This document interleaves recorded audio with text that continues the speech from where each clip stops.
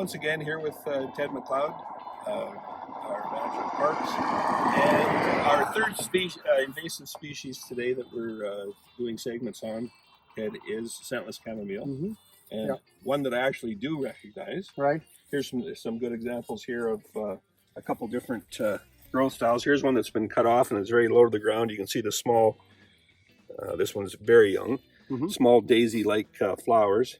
And here's some older ones, a little higher. I think that most people generally recognize this because it does look like a daisy. Right. You had mentioned the foliage.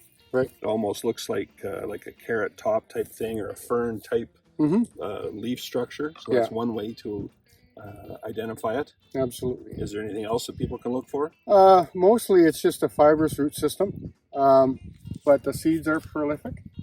And as I've mentioned before, there can be anywhere from 300,000 to a million per plant. Wow. So they're very prolific. And a lot of times when you mow them, you won't see the flowers for a while. You'll see the fern-like leaves, but that's about it. And so, as I've said before, the weeds adapt to everything.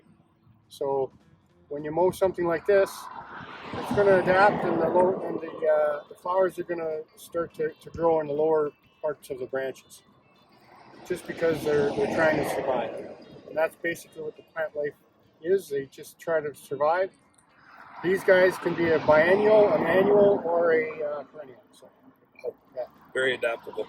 So I'm guessing that the preferred method is to dig up the plant completely, the entire root system. Right. And will it just die on its own then, or is there other things that we should do with them once we've removed the actual plant? Basically, once you've removed any of these plants that we've talked about, including this one, we try to either dispose of it in the garbage or at a landfill.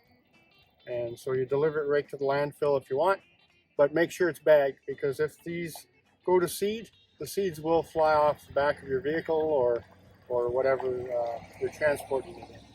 So once you've gone to that work, please bag them and dispose of them properly. Yeah, exactly. Or could we burn them perhaps as well? You could burn them, but there'd be a lot of different smoke that you might not want happening. Fair enough. Not something we want to encourage the city in either. Right. Wonderful. That concludes 3 of the perhaps more common invasive species that weeds that we have here in the city of Lacombe. Thank you very much once again for your time and expertise, Ted. Well, thank you. Appreciate the time.